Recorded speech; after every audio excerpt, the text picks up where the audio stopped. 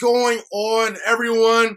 My name is Jamon McKinney, or you can just call me Juice, because that is my nickname. And welcome, guys, to the Juice Alert.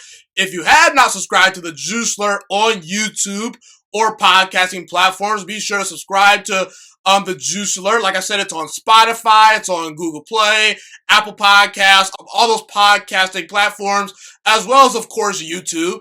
And if you're on podcasting platforms, be sure to leave me a good rating and review if you enjoy my episodes today. I have a special guest for you guys. He is my good friend. His name is Joe Disher. We go all the way back to kindergarten. That's where we first met.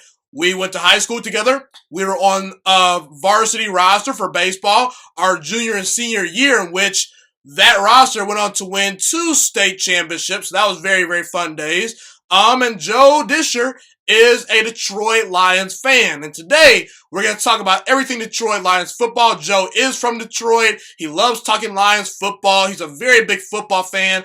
You can follow him on Twitter. His Twitter is JOE_DISCHER. He also has another separate Twitter account that he uses to talk everything, NFL draft related. Once the draft season starts, you can find that account at DETDRAFTGURU. And you can also follow him on Instagram. His Instagram is J_DISCHER.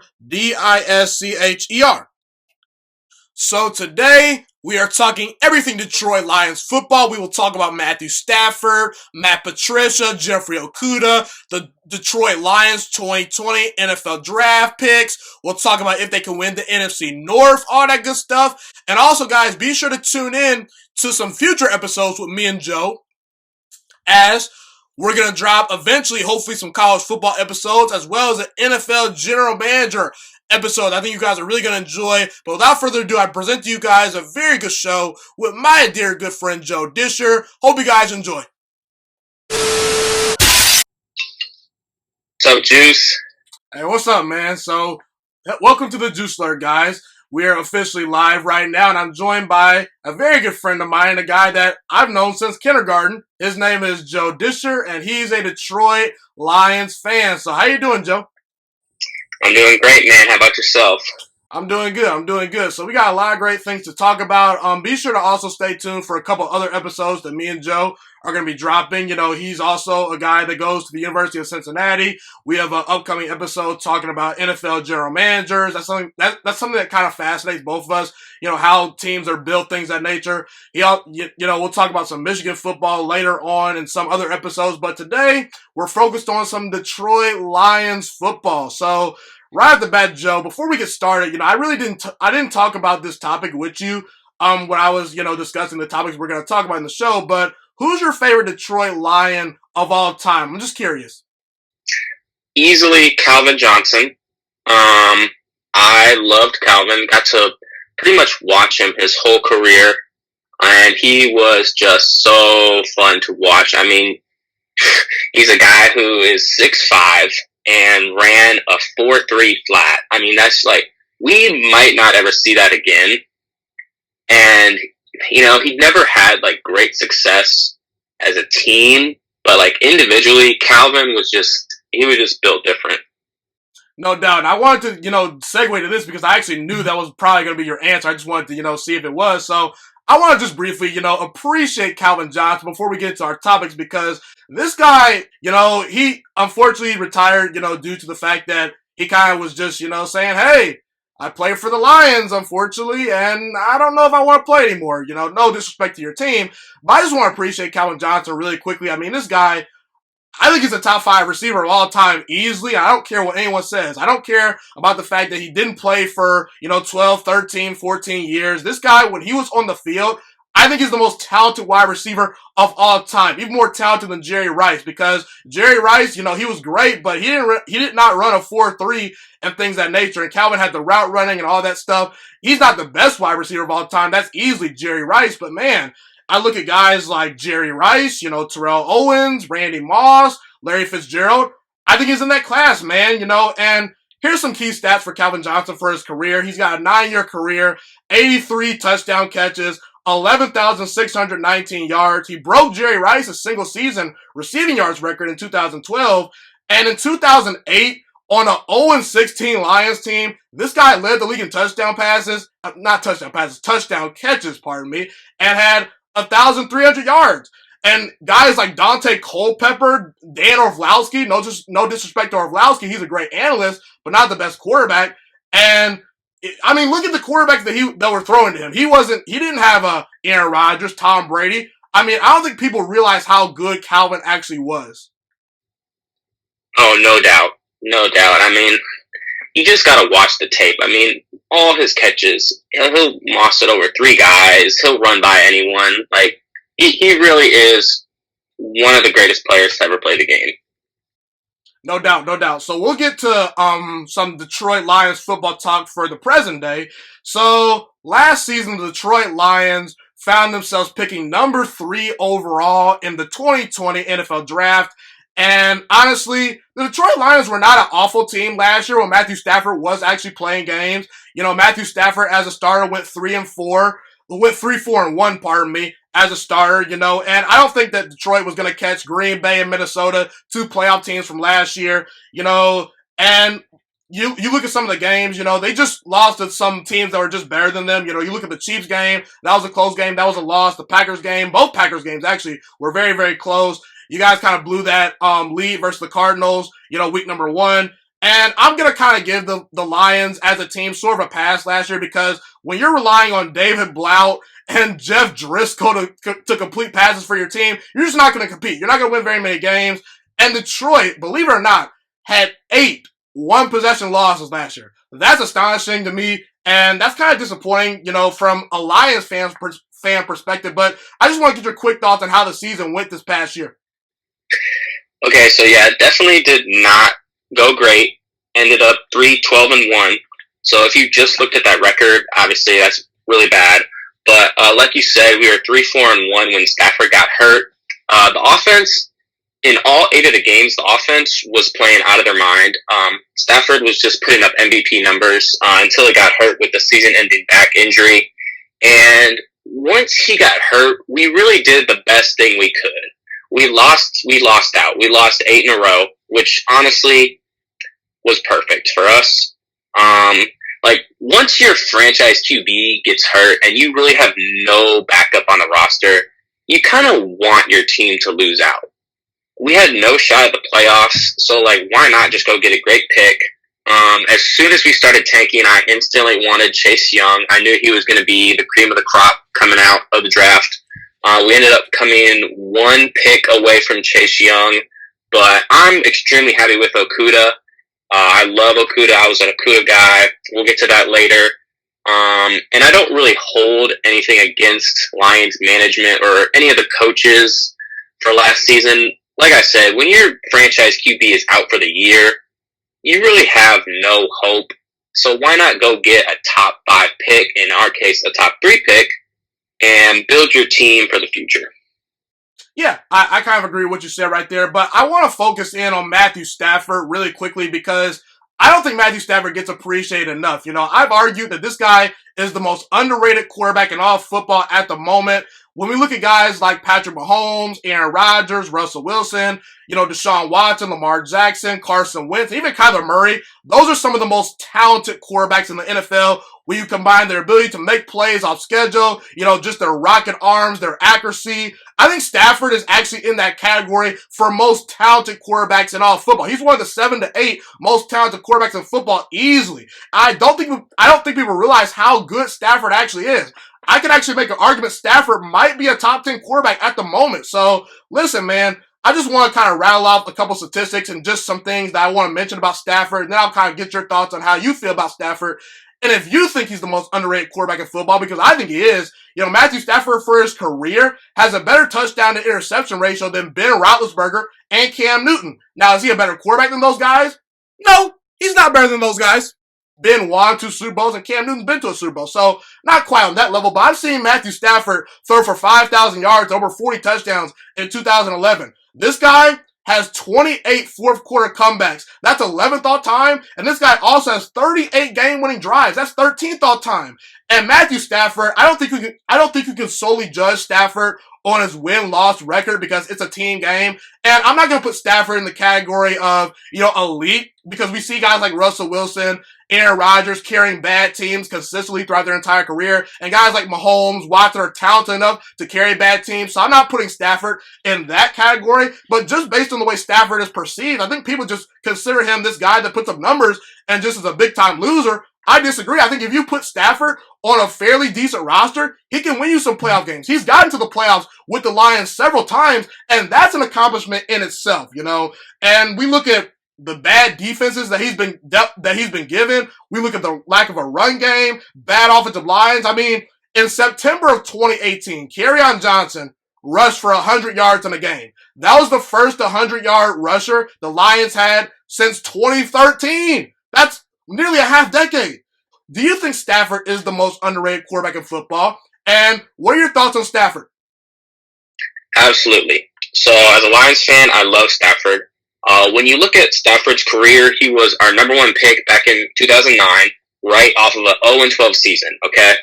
Imagine being the guy who has to go to a team that just went 0-12 and be the quarterback, okay? Myles Garrett went to the Browns when they went 0-16, okay?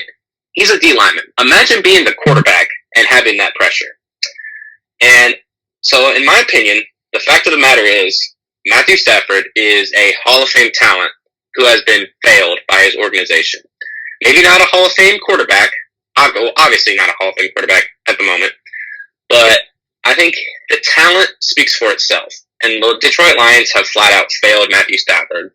The guy has given everything for this organization time and time again. You look at plays early in his career. He hurt his shoulder in a game one time versus the Browns on the second to last play of the game. Really hurt his shoulder. And there was a timeout on the field. He runs off of the field. Now there's 1 second left on the clock, and we're on the 1 yard line. And everyone is telling him to sit down. We'll put in the backup QB. He, on his own, runs back onto the field, even with doctors telling him to sit down, hikes the ball, and throws a game-winning touchdown with time expiring. I forget what year this was, but this was a long time ago. But everyone remembers the game against the Cowboys where he drove us down the field with 40 seconds left, and then after a Calvin Johnson catch down to the 1, Stafford's yelling, "Clock it, clock it, clock it," hikes the ball, and jumps over the line for the game-winning touchdown. I mean, these plays just go to show, he puts his everything out on the field. And he's just a natural-born competitor. And like you said earlier, I think Stafford really is one of the premier arm talents in the league. He's not a runner at all. He's strictly a pro-style QB, but his arm is just so good. And I think he has above-average pocket presence. Now I want to address this. I think a lot of people probably rolled their eyes at me when I said that Matthew Stafford has Hall of Fame arm talent. And I want to ask these people, how many Lions games have you actually watched in your life? How many times have you seen Matthew Stafford play? Okay, the numbers speak for themselves, but football isn't all about numbers. Most of it's film. So go back and watch the film. Go back and watch a game like the Lions and Chiefs game last year. Stafford took the lead at the end of the game, and we had a real shot to beat the Super Bowl champs. But the defense blew it, and Mahomes ran for a 4th down conversion. But look at the throws Stafford was making that game. The guy can just flat out sling it. I mean, he was making throws that if Mahomes was making, we would be getting ESPN and Bleacher Report notifications about it. He made a sidearm touchdown throw to the back of the end zone that zipped in between 3 defenders, and he just makes throws like this all the time. So my point is, before you judge someone on the name or the team they're on, just go back and watch how they play. Like you said in your video, before Stafford got hurt last year, he was putting up MVP numbers. I mean, he was on track for 5,000 yards and almost 40 touchdowns. And this is while he's 31 years of age. It certainly helps that throughout his career, he's had wide receivers like Calvin Johnson. We talked about him a little earlier, and Golden Tate, Marvin Jones Jr., who's had 3 straight 1,000-yard seasons, and then Kenny Galladay now, who's really emerging. as a star receiver. But besides guys like that, the Lions have never put anyone around Stafford. I mean, the stat you said, it took us over 5 years to just get one game with a 100-yard rusher. That's pitiful. The 49ers have a guy running for over 100 yards every week to help Jimmy Garoppolo. It took 5 years for us to get one of those guys. That's terrible. And to go to show how good Stafford is, you look at guys like Quandre Diggs and Darius Slay, who got traded out of Detroit, and they have bad blood with the Lions. They have made it known they do not like the Lions organization. They don't like our coaches, but they are still tweeting about how great Matthew Stafford is. And that just goes to show like how much respect he has with his peers and how people like to play with him. And finally, I want to say this. I don't know who needs to hear this right now, but QB wins are not a stat. Okay? They're just not. Obviously, you want your quarterback to win football games. Like, that's common knowledge, okay? You want a winner. But just because a quarterback takes his team to go 13-3, like Jimmy G did last year, does not make him a top 10 quarterback or even a top 15 quarterback in the league, okay? A lot of the NFL is coaching and scheme, okay? If you have a great coach and a great scheme around you and a great defense, you will be a successful quarterback. No matter, even if you're an average quarterback, if you have a great defense and great coaches, you can win some ball games. Last year, the Bills went 10-6, okay? Josh Allen is not that good, okay? I'll rephrase that. He's a good quarterback, okay? But he's more of a runner right now than a thrower, okay? Look at all his overthrows last year. I mean, this guy just cannot hit his receivers downfield. He just can't do it, okay? He has all the arm strength in the world, but his accuracy is just not there yet. Now, he has a lot of potential, okay? But he just can't throw right now, okay? If you put Matthew Stafford on the 49ers last year, they are winning that Super Bowl. Now, you could say that about a lot of QBs, okay? We all saw the throw Jimmy G made where he missed Emmanuel Sanders by 10 yards on what would have been a game-winning touchdown, okay?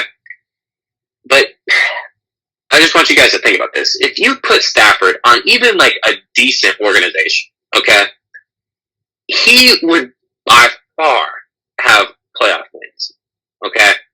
It sucks that he doesn't, but that's just because the Lions have failed him so bad. And it's between the Lions and the Browns, who are the two worst organizations in all of football. I'd honestly probably give it to the Lions just because, like, you know, the Browns have something. The Lions were the first team to ever go 0-16. So that's kind of my point. In conclusion, yes, Stafford is the most underrated, and just you have to watch him play before you can judge him, is all I'm saying. I'm actually going to just segue to the next, topic because you pretty much hit everything on point. I think that Stafford, the fact that Josh Allen and Ryan Tannehill made the NFL top 100 list and Stafford didn't is kind of mind-boggling to me. Sad. That's bad, yes. And like you said, Stafford was playing like an MVP candidate, from his individual, season last year, before he got hurt. And again, you need a great organization. Tom Brady goes to a great organization. Russell Wilson goes to a great organization. Aaron Rodgers, et cetera, et cetera. Usually, if you're a quarterback, especially Matthew Stafford, because Matthew Stafford went number 1 overall. He's not a bad quarterback. You can't tell me that you've seen some number 1 overall picks, flat out just fail. I get that. But for the most part, if you're going in the first round at quarterback, you're talented enough to make it in the league and win games. Usually, these quarterbacks that fail, you look at the coaching staff. Sometimes they're not supported. You look at the roster they've been dealt with.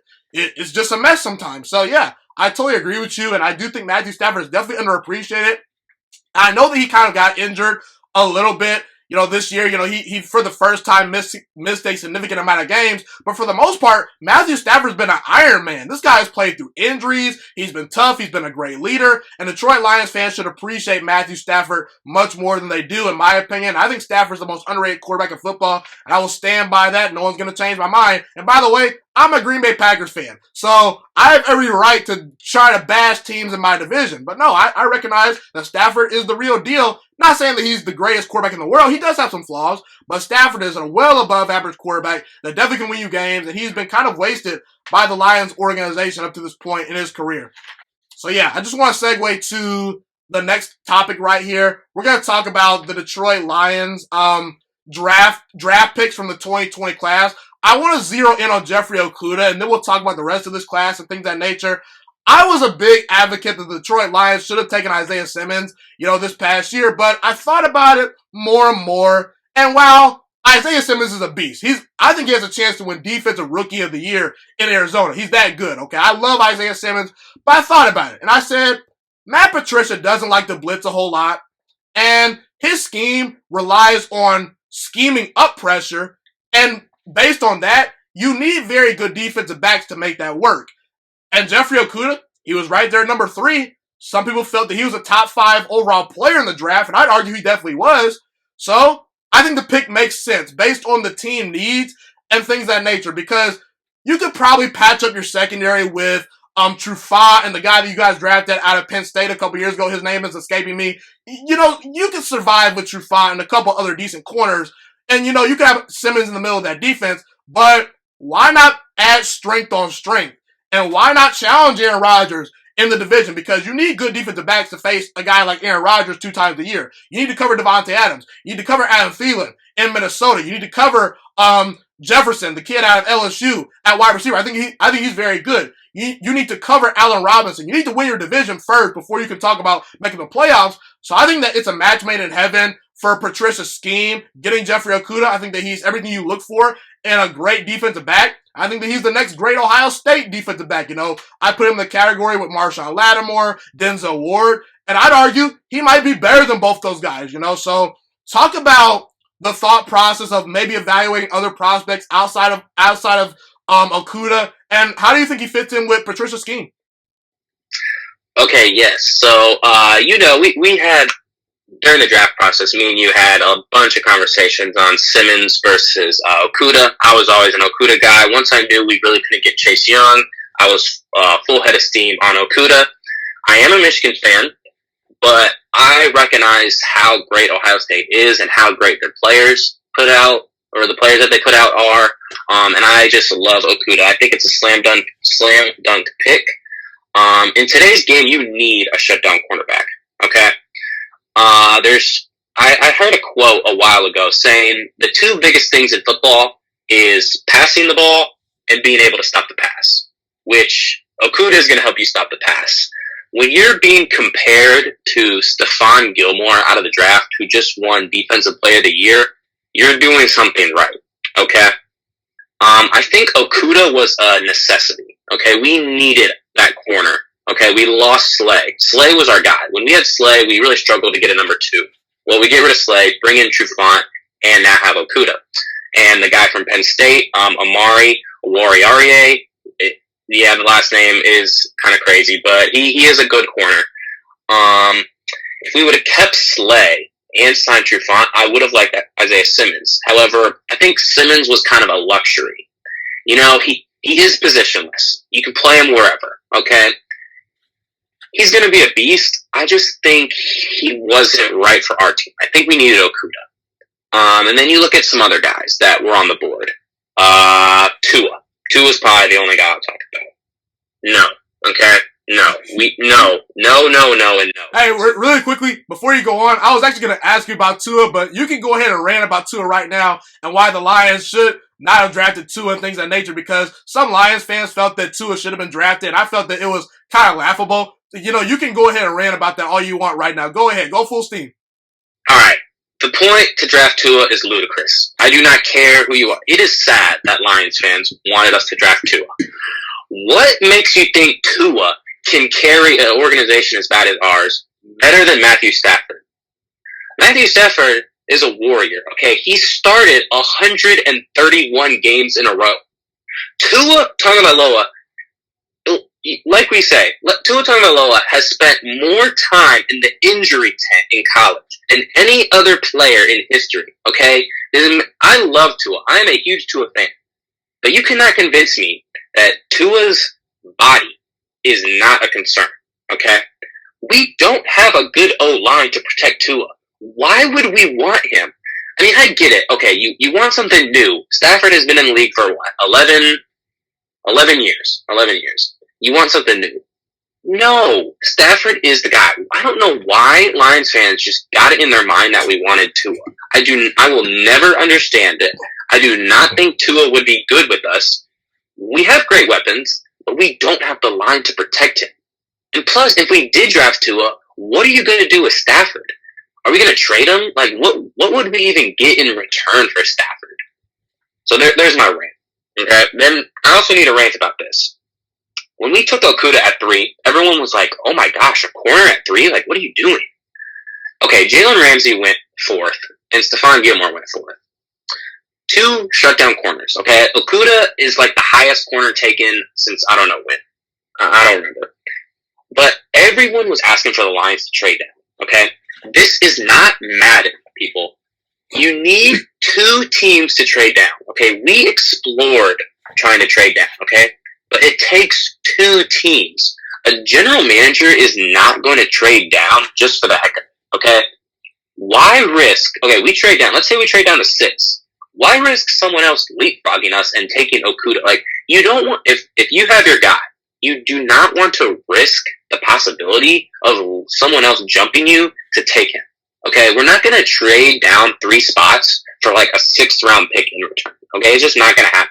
We didn't have any good offers, so you just stay put and take your guy and be happy with it. Okay, you don't need to get greedy at the top of the draft. Okay, you're already getting a blue chip prospect.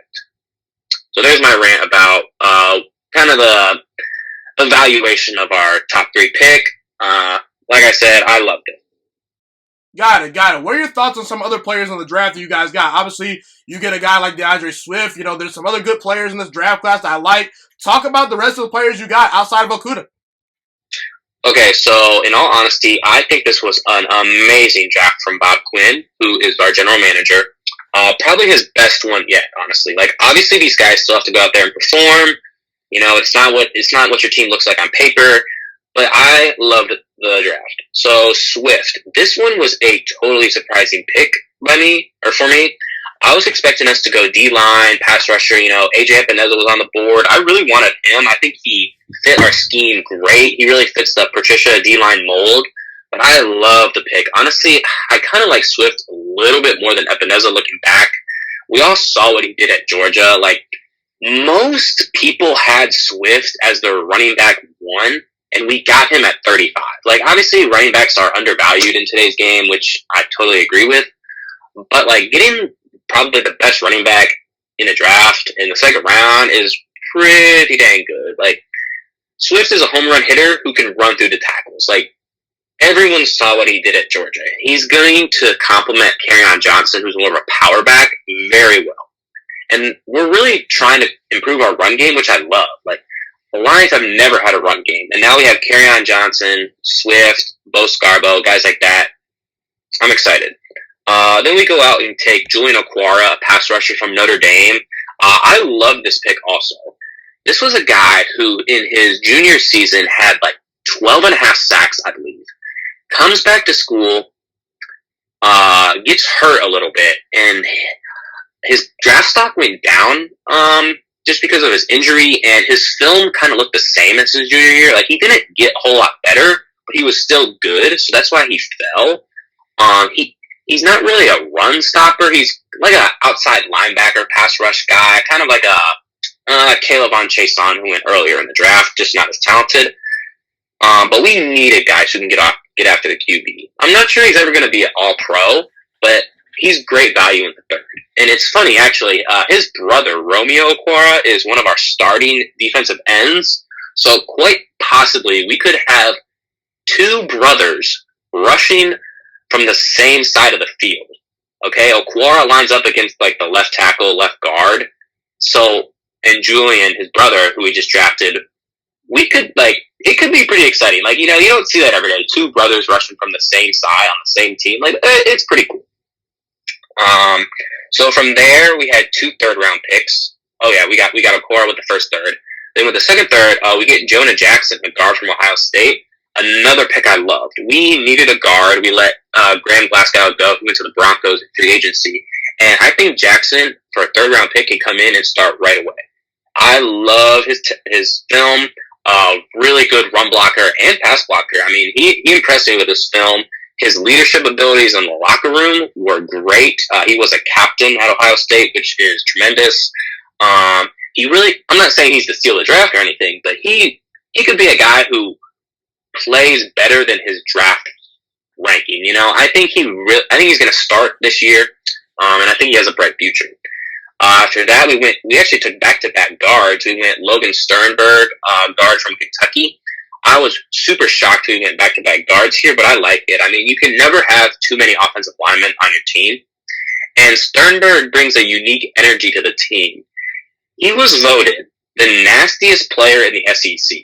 Okay? Think about this. The SEC is by far the best conference. You get a guy, I mean, I don't know how many guys they had drafted this year, but they broke the record. Okay? And he was voted the nastiest player. He's going to go 110% to the whistle, and he's going to go past the whistle sometimes, which will get him in trouble. That's kind of why he fell. He had a lot of unnecessary roughness penalties after the whistle, but he's just he's a mean O-lineman. Okay, so I don't think he's going to start right away, but if we let go of our left guard, I think he can come in and definitely compete. So then in the fifth, we took Jason Huntley out of New Mexico State, running back. Probably my least favorite pick of the draft, but looking back, I kind of like it. He was our second running back taken. Our running back room is loaded. We have a bunch of guys back there, but he's going to be like a gadget player. He's a really small back. He's 5'8", doesn't weigh a lot, but he's super fast. His pro day 40 time was about a 4.35, which I mean, that's really fast. He's not going to be getting handoffs to go up between the tackles, or he's not going to get a whole lot of handoffs, to be honest. He's going to be a guy who, you dump some screens off to, you let him go out wide, run some screens as a receiver, let him run some drag routes and slants, just like a gadget player. We used J.D. McKissick kind of this way last year. He's probably going to step into that role. After that, we take Quintez Cephas in the fifth, a receiver out of Wisconsin. Now, I love this pick again. I think for a fifth-round guy, he is a receiver who can really play. I mean, he tore up Ohio State in the Big Ten championship game. I think he went for over 100 yards in that game. I could be mistaken, but he put on a show. And at the combine, Jeff Okudah, who we took, said that the best receiver he went up against in all of college football was Quintez Cephas. And this was before we even drafted both of them. So it's not like he's complimenting his team. That quote is huge. There's no slouch receivers in the Big Ten. Okudah's going up against some great guys. He also went up against the likes of T. Higgins and Justin Ross in the bowl game. Okudah has been tested by talented receivers, and he said that Cephas was the best one he faced. When you watch Cephas on film, he's really a route technician. He's not like a Jerry Jeudy, but he is crisp with his routes because he knows he doesn't have that elite speed, so he has to win somewhere else, and he wins it by his route running. He has great body control when he goes up for the catch. And then he's going to be behind some guys in the depth chart this year. But I think once Marvin Jones probably leaves the team or something, he's getting up there in age. I think Cephas can really step in and really contribute. I mean, he's a guy who could be another steal. And then to finish it up, to keep it not going too long, in the 6th and 7th, we drafted 2 D linemen. Ja'Shawn Cornell from OSU, another Ohio State player, which I like, because they're always good in the NFL.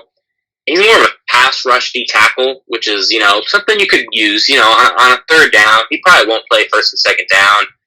But on the third down, put him in, let him rush the passer, take the big boys out.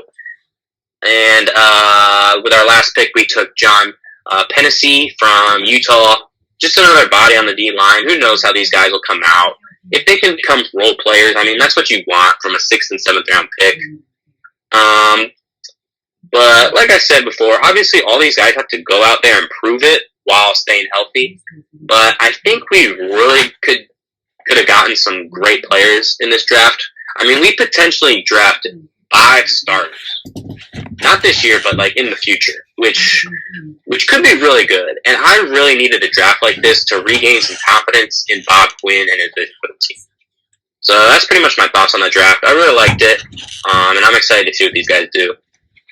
Yeah, well said, definitely. I think the Detroit Lions definitely had a very good draft. And like you said, Bob Quinn, that was a very good draft from him. Now, I want to talk about Matt Patricia right here because a lot of Detroit Lions fans don't like Matt Patricia. I understand why, definitely. I'm not going to sit here and defend Matt Patricia. His first season as the Lions head coach went 6-10. I'm going to give him a pass because it's your first year. You're bringing in, you don't have your guys yet. The first year, just kind of establish your culture. Second year, didn't go so well. The team was actually looking decent before Stafford got hurt, but obviously Stafford gets hurt. So we'll give Patricia a semi-pass, even though the team didn't look so great at times. But listen, I'm not letting Matt Patricia off the hook this season. I think this is one of the more talented Lions teams of the last, 10 to 15 years. I really do think this Lions team is very, very good. You look at Matthew Stafford. I think that Matthew Stafford is going to play some great football this year. Last time we saw Matthew Stafford, he was on pace for 5,000 yards, and he was going to throw for over 35 touchdown passes. If you prorate his stats, you got to get quarterback. You got 3 really good running backs. The wide receiver core is very, very deep. Kenny Galladay's a star in the making. You got decent tight ends. He brought in his guys, Jamie Collins and Trey Flowers, on the defense. You added Jeffrey Okudah. You added, Trufant. And listen, Matt Patricia is supposed to be this defensive guru. So far, I have not seen a lot of great things from that unit. And I think that Matt Patricia at least needs to win 7 games this year. If I were a Lions fan, and by the way, I'm not a Lions fan, but if I were a Lions fan, I would say, Patricia, get at least 7 wins. If you don't get the 7 wins, I might have to consider letting you go. So, look, what are your thoughts on Patricia? Do you think he is a good coach? Obviously, I think he at times struggles to relate to players. Some players have had some beef with Patricia. I think that at first, he was trying too hard to be like Bill Belichick, and not everyone can be Bill Belichick. Actually, no one's Bill Belichick, and not everyone can take the approach of letting their team go the Patriot way. The Patriot way is not for everyone, so hopefully he makes that adjustment. But what are your thoughts on Patricia as a coach, and is it fair to criticize Patricia and say, hey, man, let's start winning some games, brother? Yeah, I definitely agree with everything you said there. And my thing about Patricia, I think the jury is honestly still out there. I'm to be honest with you, I'm not sure if he's a good coach, and I'm not sure if he's a bad coach. I just don't know. He's been there 2 years. First year, 6-10, okay, and you'd like to do better. Past year, QB gets hurt. This is the year, okay? When we first hired him, I was really happy about the hire. I mean, he had so much success in New England as their defensive coordinator, won a bunch of Super Bowls there. And in 2 seasons, he's won 9 games. I'm going to cut him some slack just because, been destroyed by injuries those 2 years, and everyone has injuries, so it's not really an excuse. And then, last year, like I said, QB gets hurt. We ended the season 2 years ago with a bunch of nobodies on this team. I mean, I think it was 2 years ago we played Green Bay, last game of the season, and our leading receiver, this was when Stafford was still healthy. Our leading receiver was like some no-name guy. We picked him up from someone's practice squad the same week, and he was our best receiver that week. Like, it was just bad. So I'm giving Patricia a little bit of slack just because of the injuries. But he was known in New England for his defensive knowledge. I mean, that New England defense was good, and it's been good. So, as a defensive guy, I think he's been a pretty underwhelming, okay? So, the defense hasn't really lived up to expectations under Patricia. Now, last year we had a defensive coordinator that was awful. Okay, we fired him as soon as the season ended. He was terrible, and our defense was really bad last year. So we bring in a new guy there, and like you said, this is the year for Patricia. And our owner, actually, Martha Ford, has already came out and said it's all or nothing this year. Not win a Super Bowl, but at least make the playoffs, or like you said, 7 games. I'm thinking more like at least 8 or 9 wins. You know, if we have another bad season, I think Patricia's going to get fired. And whether that's right or wrong, it's a business. You know, you're defined by your wins. Whether that's fair or not, we don't know. But it's the truth. You're defined by your win totals. So if we have another bad year, you know, we hired Patricia to get over the hump. And we have not done it. We haven't even came close to it. Okay? So I think this could be his last year in Detroit, unless he really has a good year. And like you said, he struggled to relate to some players, which, you know, it happens. I don't think Patricia's a bad guy. You know, I think most of the guys I think pretty much all the guys on the team like him now that Slay's gone. But this is his first time ever being a head coach, and he's going to have some trials and tribulations. You know, he's going to have some mistakes, and I think he's learning from it. And I'm just excited to see what he does this year. Like you said, we got some pieces. On paper, we look pretty good. If we can stay healthy, we'll see what he can do.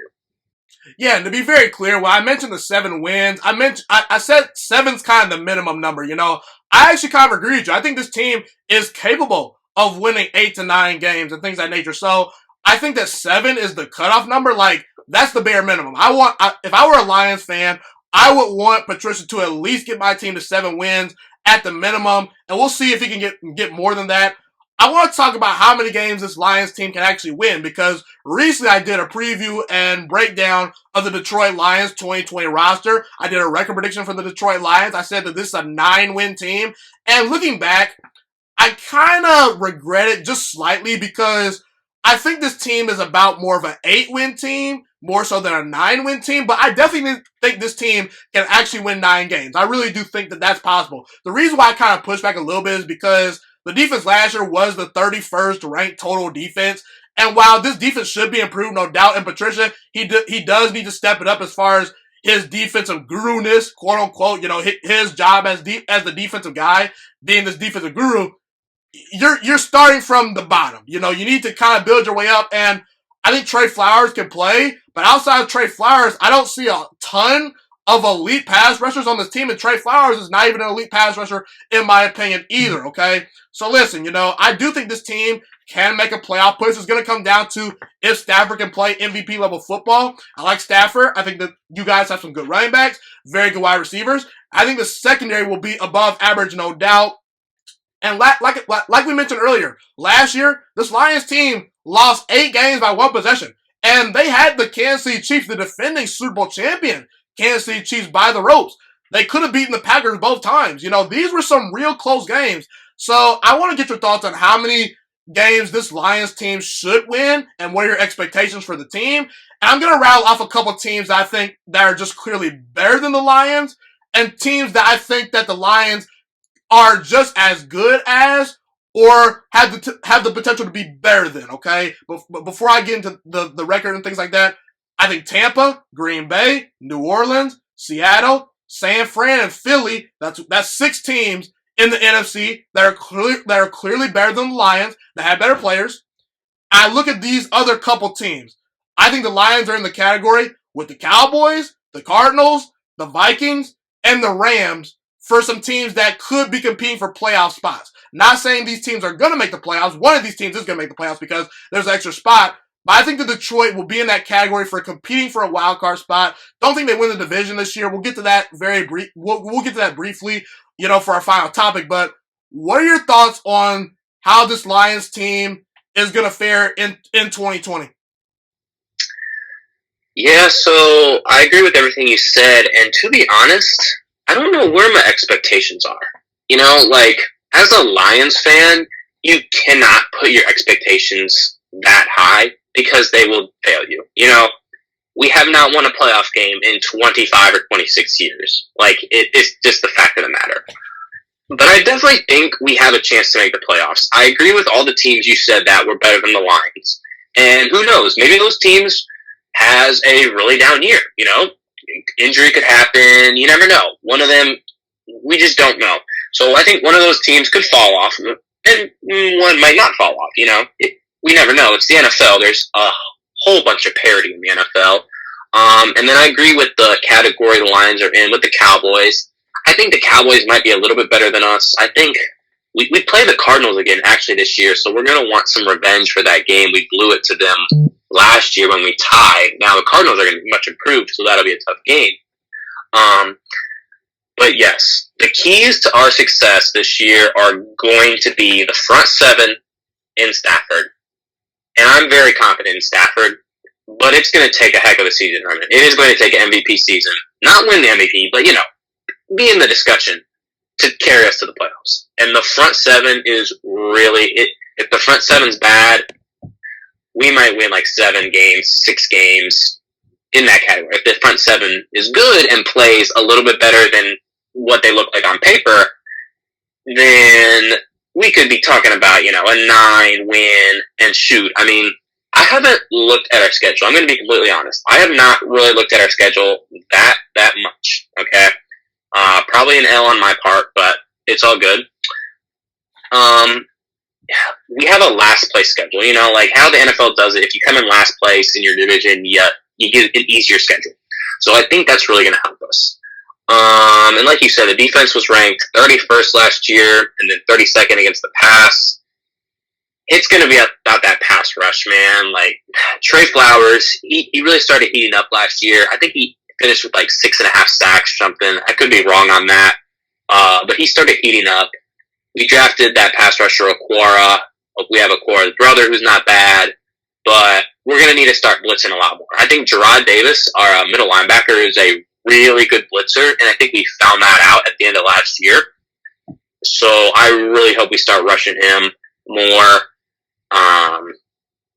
So yeah, I mean, honestly, dude, we could be we're like one of those teams where we could go anywhere from 10-6 to like 6-10.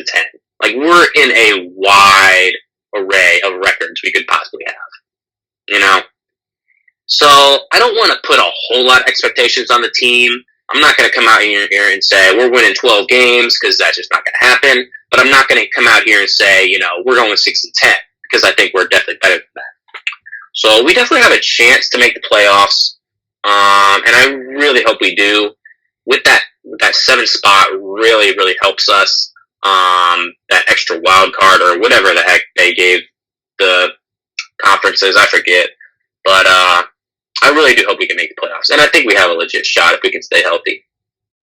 Yeah, I think you're calmly optimistic, which is actually a very good approach for being a Detroit Lions fan. No offense. Now, how do you think the NFC North is going to shape out? I've already done my preview and breakdowns for each team. I had Green Bay winning 11 games. I think that for my Packers, I don't know for a great team, because we kind of got some breaks last year. We kind of overachieved, in my opinion. But I still think we're a good team. Aaron Rodgers can still play at an MVP level, in my opinion. We've got 3 really good running backs. Now that we drafted A.J. Dillon, I think that we're going to be more of a run team, which is actually, in my opinion, not that bad of a thing because we just saw Tennessee nearly run Derrick Henry to the Super Bowl. We just saw Jimmy G in the Super Bowl behind a great running game. And if Aaron Rodgers plays like Aaron Rodgers, I think we could be a good team, So I think that the defense will be solid this year. We have a very solid team, well-rounded team, 11-win team probably, even though we have a tough schedule.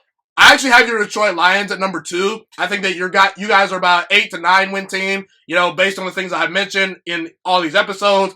I think Minnesota's talented, but I think they lose a lot of key players. They lost a ton of players on that defense. They lost some key players on offense. And while Mike Zimmer is a very good underrated coach, and I think Kirk Cousins is underrated, I think that they're going to be relying on a lot of young players with not a very normal offseason for those young players to, be brought upon and really nurtured and groomed because you're not going to need preseason games. And you're throwing out Jeff Gladney versus Devontae Adams and Aaron Rodgers week number 1. Good luck, okay? And Chicago, not so in Chicago. Bad offensive line, below average weapons in my opinion. I don't believe in their quarterbacks, I understand that Nick Foles is a good quarterback, but, I think Foles is an average quarterback. I'm not going to call him a good quarterback because outside of Philadelphia, he's virtually done nothing. He was a below 500 quarterback with the Rams. He didn't do much with the Chiefs. And outside of Philly, I don't think that he fits in with a whole lot of teams, So that's how I feel about the NFC North this year. How do you feel the NFC North is going to shape out? I got Packers 1, Lions 2, maybe a playoff team potentially. Vikings 3, and Bears 4. I can really see that playing out. I think you can really swap Lions and Vikings either way you look at it. I think as of right now, Packers are definitely the leader of the NFC North. I mean, they got the best quarterback, Aaron Rodgers. I hate Aaron Rodgers as a rival, but I love watching him play. I think he's truly special. And you got the Smith, not brothers, but the Smith guys rushing from the edge. I think they're both really good. You need pass rushers, which is something the Lions do not have, unfortunately. I like the Packers. I think there's definitely some holes that might have been failed to address in the offseason. I know your thoughts are pretty clear on that. And I think they'll probably win it. I think there really is a possibility of, trying to be optimistic here, but the Packers having a down year, I don't think it'll happen, but you really never know, just because a lot of the Packers season is going to ride on Aaron Rodgers and Aaron Jones. But I do think they'll win it. The Vikings are interesting because they were really good, but they had a lot of turnover in the offseason. I mean, they lost, I forget who all they lost, but they lost a lot of guys on that defense who were getting old, and they just let them go. They brought in a lot of new guys. I believe they had the most picks in the NFL draft. 15 draft picks. I mean, it seems like every 15 picks, I felt like I was watching the Vikings draft something. And I hate to say it, but I loved their draft. But are those guys ready to come in day one and win a division? I don't know. My thoughts on Kirk Cousins. I don't love Kirk Cousins. I wouldn't even go so far that I like him as a quarterback. He's okay. He had a really good year last year. I'm not sure if he can build off of that. Losing Diggs is going to hurt them. Adam Thielen is still really good. Definitely a top 11 receiver in the league. But I think the Vikings will get either second or third. And unfortunately, man, that Bears defense is good, but that offense is just terrible. I mean, it's just the truth. Trubisky, it's sad too. I liked Trubisky coming out of college. I thought he was going to be really good. I watched a lot of highlights on him. Not so much film because I wasn't into the film yet 3 years ago whenever it was, or 4 years ago. But I watched a lot of highlights and I was like, dang, this guy can make every throw in the book. And he has a good rookie season too, and then it's just downhill from there. This guy looks scared. He refuses to push the ball downfield. He's throwing drag routes and checkdowns, and he's barely completing those. I don't even know if he'll be their starter this year. The O-line is getting old, outside of James Daniels, who they drafted a few years ago. The targets aren't great. I think Allen Robinson is a really, really good receiver, but outside of him, who do you have? Tariq Cohen, he's a gadget guy. He's not a number one running back. So, unfortunately for Bears fans, I think you're wasting Khalil Mack's talents, and they'll probably get fourth. Got it. I kind of agree with all the things that you said. Pardon me, I kind of misspoke right there. But yeah, before we, wrap this episode up about the Lions, who's the biggest X factor for the Lions this year? I think for my Packers, it's probably MVS because he's really the only true deep threat we have at wide receiver. I know Devontae Adams is great, but he's not a true deep threat.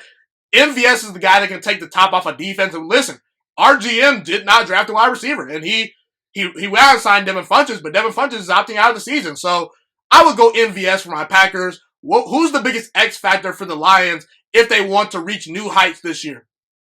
Ooh, that's a really good question. I like your response with MVS, especially with Funchess opting out. And I'm a Michigan fan. Funchess is from Michigan. I love Funchess, but it sucks he's opting out. Man, that is a really good question. Yeah. You can give me a couple guys if you want. All right. I'm going to give you a really interesting answer here that I don't think you saw coming. Go ahead. So I was looking, when you were asking me this, I was thinking about guys on the front seven, and I was like, ooh, who could I pick? Trey Flowers, we're really going to need him to step up. Gerard Davis is in the last year of his contract last year to really prove something to us. He was a first-round pick, middle linebacker out of Florida. 4 years ago. Then we have Jelani Tabai, a second-round linebacker. Barely anyone knows who he is, but he played pretty good as a rookie last year. But I'm going to go with a guy who's not on the field. I'm going to go with our new defensive coordinator, Corey Underlin. Okay? I think we brought him over from the Eagles. He was their DB coach, I believe. I think he has an immense amount of pressure this year. Our defense last year was so bad because our defensive coordinator was awful. I mean, let me just talk about how bad this was. Last year, we blitzed the least amount of any team in the NFL by far. Okay, you have to blitz. I don't understand why we did not blitz, but we didn't do it. We rushed 3 guys, only 3, at least 60% of the time. That is horrible. I don't understand why we did it. We generated no pressure on the quarterbacks. I mean, okay, you remember the Ohio State-Michigan game where Dwayne Haskins did not get breathed on because he sat back there and just torched us apart. Imagine having that happen to your team every single week on a 16-game season. We could not touch the passer sometimes. Like, it was so bad. It was so hard to watch. And I'm so glad we fired that D coordinator. And Corey Underlin definitely has his work cut out for him. We have a lot of talent on this team too. You know, like, it's not a great roster, but it's a little bit above average, I'd say. And we have some players on the defense, but I think Corey Underlin is going to have to figure out how to get this front 7 playing really good to win us some games. If he can draw up some stuff and really blitz and like hide blitzes, because that's what we're gonna have to do. We're gonna have to disguise blitzes to be good this year. So I think he might be honestly our biggest X factor. Gotcha. Hey, that was well said, man. Well, man, it was good talking to you. It was great catching up with you. You know, talking some sports. You know, anything else you want to plug in or talk about or say before you exit the Juice Alert? Not too much. Just everyone be safe out there. The world really is crazy in 2020. It seems like every day there's something new. You know, we're not even sure if we're going to have a football season. NFL is looking optimistic. I'd say pretty optimistic. College football, who knows, man? Really, who knows? I pray there's a season, but it's really up in the air right now. So, you know, wear your mask, everyone. Be safe, and try and finish out 2020 strong. Well said by my good friend Joe Disher. You know, I'll put this out to you guys, and yeah, appreciate you, Joe, for coming on the show, man. Thanks, man, for having me. It was a blast. No doubt. Thank you so much for watching this video today. Please also note that the Juice Alert Sports Podcast is not just a YouTube channel. It is available on all podcasting platforms, including Spotify, Google Podcasts, iTunes, and Apple Podcasts. Also, if you enjoyed this video, be sure to like, comment, subscribe, and share this content with all your friends. This podcast is my favorite thing in the entire world right now. It is my passion. And I want more people to listen to this podcast. I really want this podcast to grow. Also, a fun fact about me is that I want to go into the sports broadcasting and media world once I graduate from the University of Toledo, a college in Northern Ohio. I currently am a freshman there right now. I am looking to become one of the next great sports broadcasters and analysts out in the world.